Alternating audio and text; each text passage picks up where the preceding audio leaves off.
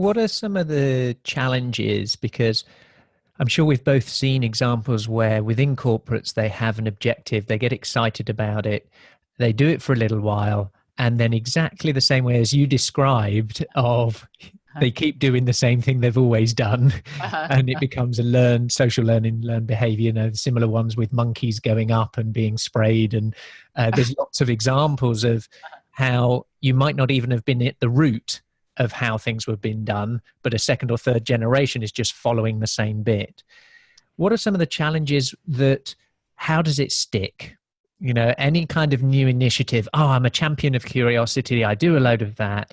Mhm. Have you seen yet it comes back, the corporate immune system comes in and starts to, consume these, new innovations and initiatives, and it just morphs back to normal?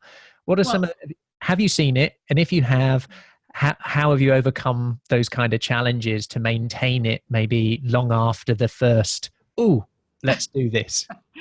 well, the Curiosity Code Index just came out in 2019, so we haven't had a point where this is starting to slide back because it's so new. So I can't say that they have done that with my work, but I can say that that does happen in general in Yeah. corporations. I mean, I've seen it with, they'll give a disc or an emotional intelligence test and they go, oh, that was fun. And then nobody does anything with it, right? They Yeah. just kind of have the training, and then it has to be incorporated. Just, it's kind of like engagement surveys where you get a, these are the issues we're going to work on. We're going to incorporate it into our training programs, and we're going to have goals, and we're going to make sure it's part of the culture. And you have to have leaders. Like, I interviewed Xander Lurie, who's the leader of SurveyMonkey. I mean, nobody gets more curious than SurveyMonkey. That's what they do for a living, right? Yeah. So they do, skip level meetings where they have people ask questions of people that maybe aren't their direct reports. And they have all these questions that they set up as, this is just how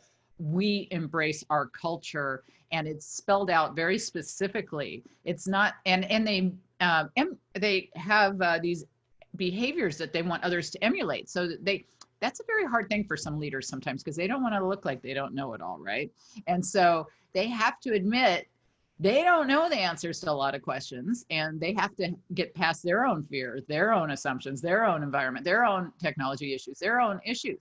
So they have to say, when, this is part of our culture, I'm going to start it off. I'm going to ask a question that I normally would be not, hesitant to ask, because it might look like I don't know everything, but I don't know everything. And you start it off so that others can emulate your behavior. And if you can make that as part of always questioning, always saying, rewarding people who get out of status quo thinking, Yep. then you're not going to fall back on it's just a one day thing.